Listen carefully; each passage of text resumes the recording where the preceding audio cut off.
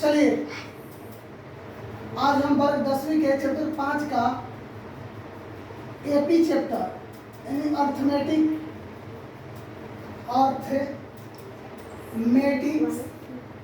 Progression समांतर श्रेणी chapter है। और यहाँ पर हम जैसे कि पिछले वीडियो में हमने बताया था, पिछले क्लास में हमने बताया था कुछ फॉर्मूले कि डी बराबर क्या होता है। तो डी को क्या कहते हैं? सर्वांतर कहते हैं, यानी कॉमन डिफरेंस सर्वांतर कहते हैं। सी डी यानी कॉमन डिफरेंस। और A1 क्या होता है? पहला पद होता है, पहला पद। ठीक है जी। A2 क्या होता है? A2 को हम लोग दूसरा पद कहते हैं, A3 को क्या कहते हैं जी? A3 को हम लोग तीसरा पद कहते हैं। चलिए हमने पढ़ा था कि कॉमन डिफरेंस बराबर क्या होता है? A2 minus A1। आगे मानकर चलिए कि पहला पद दिया गया है, पहला पद आपका दिया हुआ है, साथ में कॉमन डिफरेंस यानी सर्वांतर दिया हुआ है, सर्वांतर दिया है। हमें दूसरा पद ज्ञात करना है, तो क्या होगा? इसके लिए आइए हम देखते हैं क्या करेंगे। सबसे पहले पहला पद को हम ए दिया हुआ है, डी दिया हुआ है, और दूसरा पद यानी A2 बराबर क्या होता है? A प्लस डी होता है। क्या होता है? A plus D. यानी पहला पद में कॉमन डिफरेंस को जोड़ देंगे तो दूसरा पद हमें प्राप्त हो जाएगा। ठीक है। यदि हमें तीसरा पद ज्ञात करना है तो क्या होगा? तो हम जानते हैं कि A प्लस 2D कर देंगे, 2D यानी A प्लस 2D कर देंगे तो हमारा तीसरा पद ज्ञात हो जाएगा। तो आइए हम देखते हैं एनसीईआरटी के कुछ प्रश्नों को देखते हैं। सबसे पहले हम देखेंगे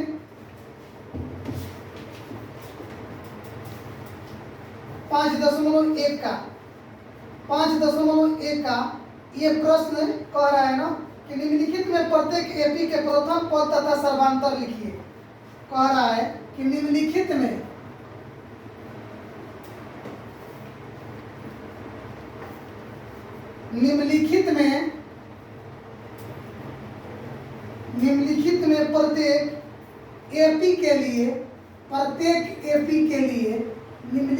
प्रत्येक एपी के लिए प्रथम पद तथा सर्वांतर लिखिए। आपसे ये बात कर रहा है, प्रथम पद और सर्वांतर लिखिए। आइए तो पहला प्रश्न है 3, 1, -1 और -3 हमें दिया गया है। ठीक है। हमें क्या कह रहा है प्रश्न? प्रत्येक एपी के लिए प्रथम पद तथा सर्वांतर लिखना है। आइए हल करेंगे।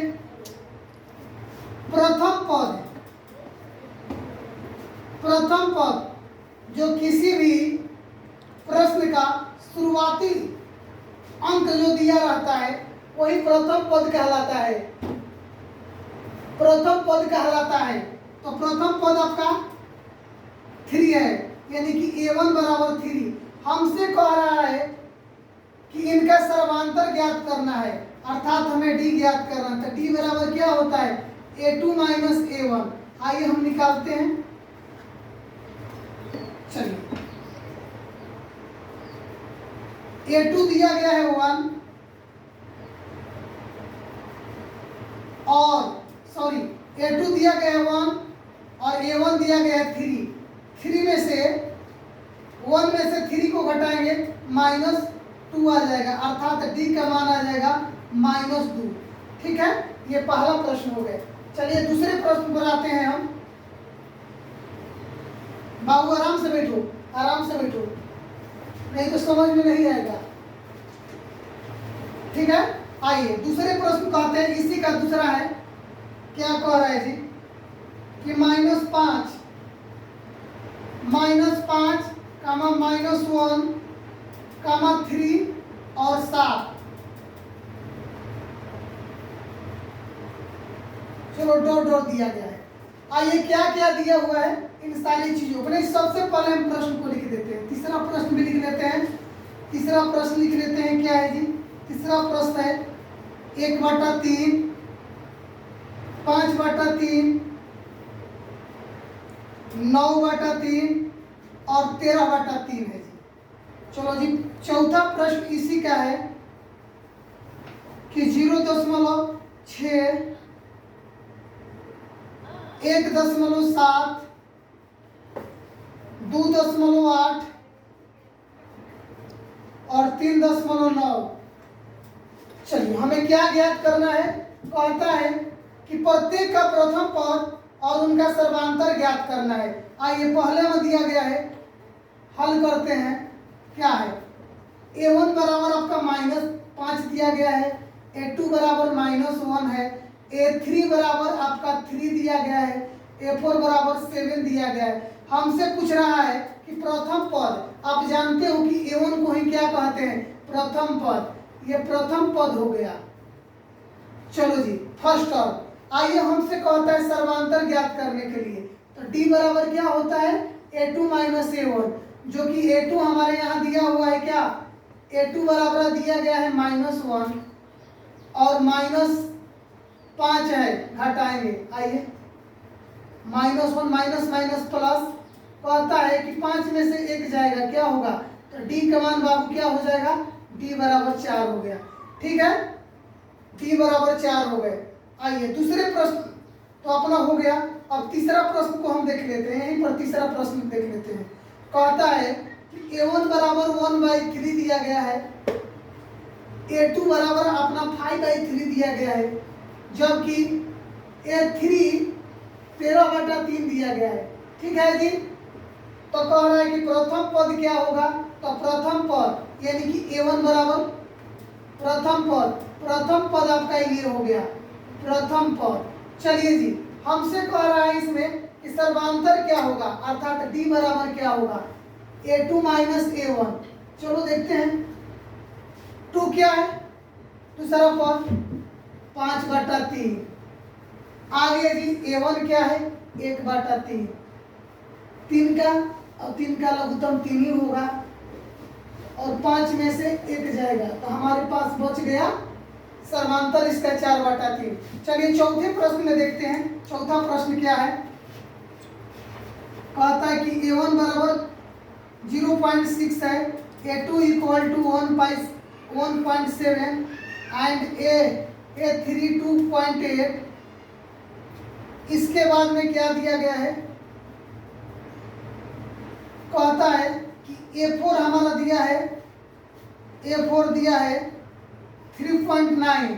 चलिए, जो कि हमने तीसरा प्रश्न बताया था वहां पर देखिए a1 बराबर 1/3, a2 बराबर अपना दिया गया है 5/3, जबकि a3 बराबर हमारा दिया गया था 9/3 और a4 बराबर दिया गया था 13/3।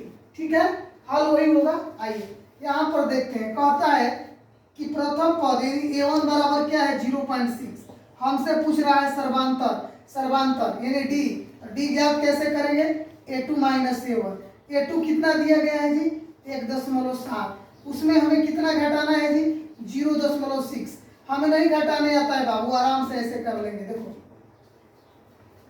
घटा लेंगे 7 में से, यानी अपना क्या है? 1.1। d का मान आ गया 1.1। चलिए, ये एनसीईआरटी का क्वेश्चन नंबर 3 का 4 प्रश्न थे, हमने चारों को हल कर दिया। एक बार देख लीजिए।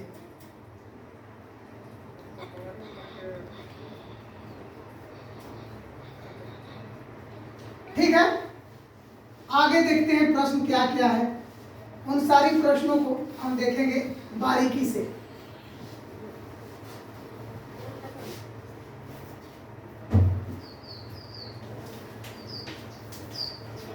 चलिए जी, हम आसानी से चलेंगे। जो प्रश्न शुरुआती दौर में दिए गए उन्हीं प्रश्नों को हम हल करेंगे और एक बार दोबारा वन शॉट भी पढ़ा देंगे। 5.1 था ना, चलिए 5.1 था। आइए, अभी हमने पढ़ा था तीसरा प्रश्न। अब हमसे कह रहा है, अभी हमने पढ़ा था कि पहला पद दिया रहे तथा उसके साथ सर्वांतर दिया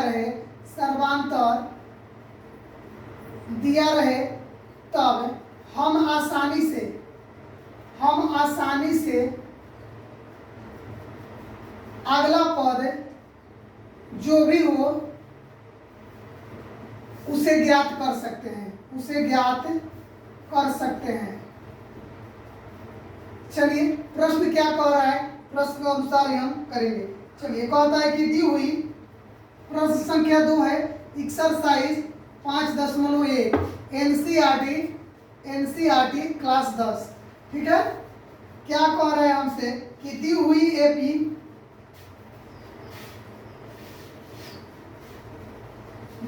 एपी के प्रथम चार पद लिखिए।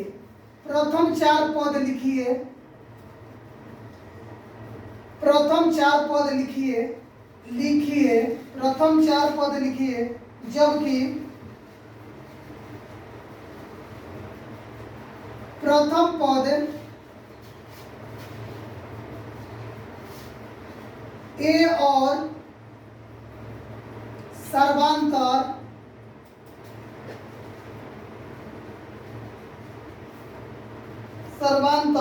यानी डी निम्नलिखित है। कहने का मतलब ये हुआ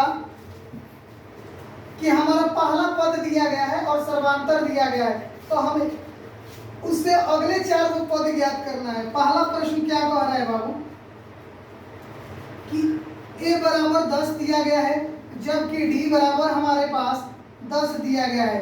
तो हमसे कह रहा है कि a1 दिया हुआ है, a2 ज्ञात कीजिए, a3 ज्ञात कीजिए, a4 ज्ञात कीजिए और a5 ज्ञात कीजिए। हमें 4 पद और आगे के ज्ञात करने हैं। आइए, हम जानते हैं कि a2 बराबर क्या होता है। a2 बराबर होता है a प्लस डी। तो चलिए, अपना a कितना है 10, 10 प्लस 10 कितना हो गए 20। हमें a3 ज्ञात करने हैं, a प्लस 2d। तो 10 प्लस 2 इंटू 10, 2 गुना 10, 10 दूनी 20 है 10 30। चलो जी, a4 a plus 3d,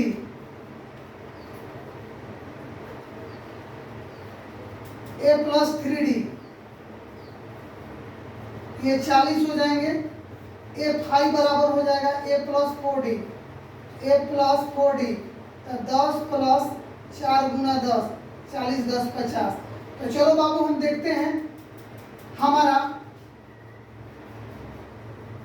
a1 बराबर 10 हो गया, a2 बराबर कितना आ गया, तो a2 बराबर 20 हो गया, a3 बराबर 30 हो गया, a4 बराबर 40 हो गया, a5 बराबर 50 हो गया। हम पद में लिख देते हैं 10 20 30 40 50 2। इसी तरह से आगे भी निकल जाएंगे। ठीक है,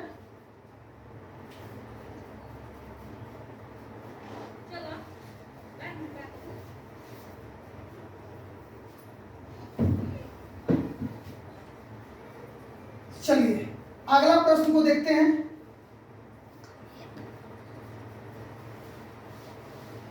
अगला प्रश्न 2 का ही दूसरा देखते हैं जो दिया गया है जी हमारे पास 2 का दूसरा दिया गया है। a बराबर -2 है और d दिया गया है कितना जी 0। तो हमसे कह रहा है A1 दिया गया, A2 ज्ञात कीजिए, A3 ज्ञात कीजिए, A4 ज्ञात कीजिए और A5 ज्ञात कीजिए। जबकि A2 बराबर क्या हो जाएगा, A प्लस डी हो जाएगा। A3 बराबर क्या हो जाएगा, A प्लस 2D हो जाएगा। A4 बराबर क्या हो जाएगा, A प्लस 3D हो जाएगा। A5 बराबर क्या हो जाएगा, A प्लस 4D हो जाएगा। आइए हम देखते हैं, अपना पहला पद क्या है, -2, और उसमें 0 जोड़ेंगे तो -2 ही आएगा। आइए, -2 है, 2 गुना 0 इक्वल टू -2 ही होगा। -2 प्लस 3 इंटू 0, 3 में 0 से गुना करेंगे तो 0 ही होगा, यहाँ पर भी -2 ही होगा। और अगला पद -2 गुना -2 प्लस 4 गुना 0, 4 और 0 में गुना करेंगे तो 0 होगा। और यहाँ पर 0 को किसी भी संख्या में जोड़ा या घटाया जाता है, जो दी गई संख्या होती है वही होती है। आइए हम अपने पदों का अरेंज कर लेते हैं। A1, A2, A3, A4 और A5। तो -2, -2, -2, -2 और -2 इसी तरह आगे चलता रहेगा। ठीक है,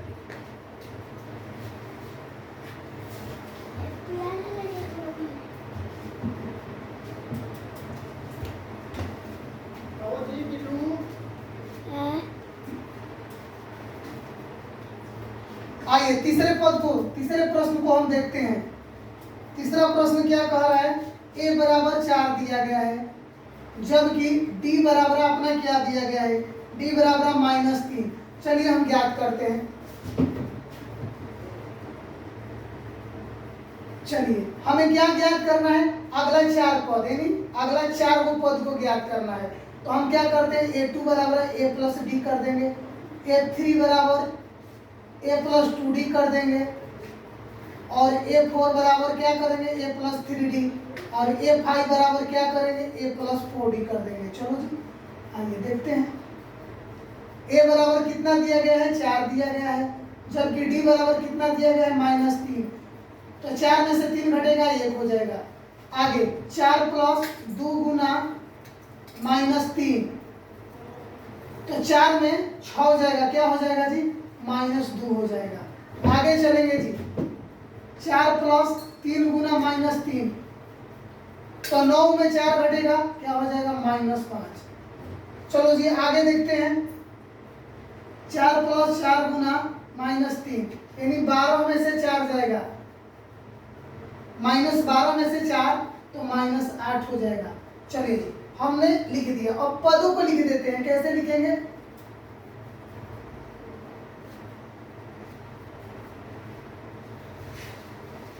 चार, 1, -2, -5 और -8, हमारे पास यही उत्तर हुए। आइए अगले प्रश्न में हम देखते हैं।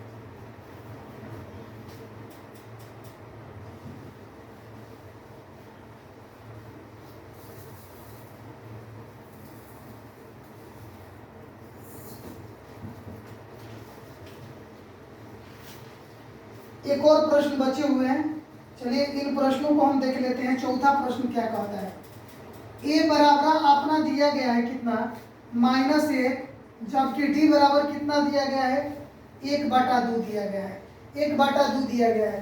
तो आइए हमें क्या करना है जी, कहता है कि इनके प्रथम 4 पदों को लिखने हैं, प्रथम 4 पद। तो आइए A1, A2, A3, A4 और A5, इनके 4 पद, एक तो दिया गया है। तो चलिए A2 बराबर होता है A प्लस डी, A कितना है अपना -1, D कितना है जी 1/2। चलिए इन्हें हल करते हैं, 1 और 2 का लघुत्तम 2 होगा, -2 प्लस 1 तो -1/2 आ जाएगा। A3 बराबर A प्लस 2D, चलिए A बराबर -1 है, 2 गुना D बराबर ये हो जाएगा, कट गया जी, तो हमारे पास कितने आ जाएंगे, -1 हो गए। आगे चलिए जी, A4 हमें ज्ञात करना है, A प्लस 3D, A 3 गुना इतना, तो -3/2 हो जाएगा। 3 में इतना गुना करेंगे तो हल करेंगे कर दिए हमने, 2 एलसीएम हो जाएगा -2 प्लस 3 में से 2 जाएगा, 1/2 हो गया। चलिए जी, अब A5 भी हम ज्ञात कर लेते हैं, A + 4B। तो क्या हो जाएगा, A अपना दिया गया है कितना, -1, 4 गुना 1/2 तो 2 हो जाएगा। तो बताइए -1 में +2 तो -1 हो जाएगा। ठीक है जी, देखिए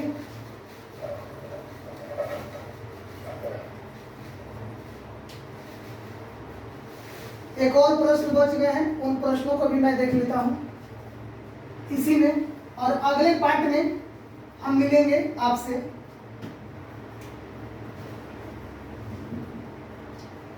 एक प्रश्न दे दिया गया है 5वां इसी का।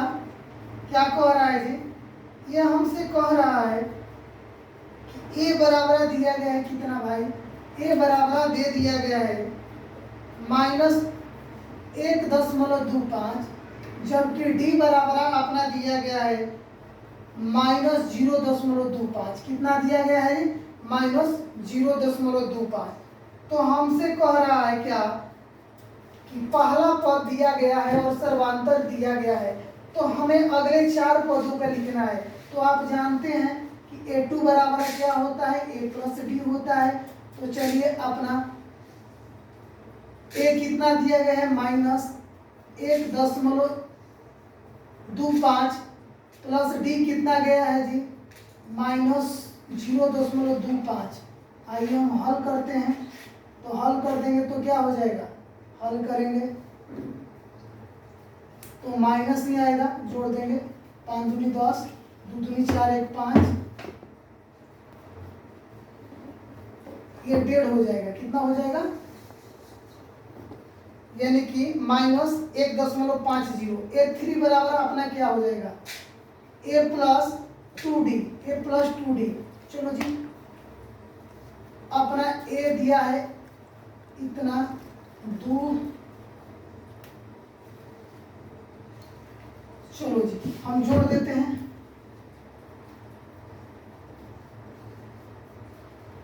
माइनस में आ जाएगा और क्या हो जाएगा 5 0। तो क्या हो जाएगा -1.75। आगे देख लेते हैं, A4 बराबर क्या हो जाएगा, A + 3D। चलो A बराबर दिया है 1.25 प्लस 3 गुना -0.25, तो कितने हो गए, -1.25 -0.75 बराबर हम जोड़ते हैं तो कितने हो गए, -2 हो जाएंगे। चलो 5 5 10, 7 2 9 1 10, कितने हो जाएंगे जी, 5 5 10, 7 2 9 1 10, 1 1 2, अर्थात -2 हो गए। तो चलिए इनके पदों को लिख लेंगे। A5 भी ज्ञात कर लेते हैं, A + 4D। A बराबर दिया गया है 1.25 प्लस 4 इंटू -0.25, तो ये हो गया कितना, 1.25 माइनस 25 चौका 100, यानी कि 1 हो गए। तो 2.25 हो गए। चलो जी 2.25 हो गए। इनके पदों को हम लिख लेंगे। कैसे पदों को लिखेंगे, आइए देख लेते हैं। पदों को लिख लेंगे। अपना पहला पद क्या है जी, आइए यहाँ पर देख लेते हैं। इनके पदों को लिख लेते हैं। इनको पदों को हम कैसे लिखेंगे, पहला पद आपका दिया गया है -1.25, दूसरा पद हमें -1.50, तीसरा पद हमें -1.75, चौथा पद हमें -2 हुई होगा, -2, तीसरा पद होगा हमें -2.25। बस हमारे पास यही पद है।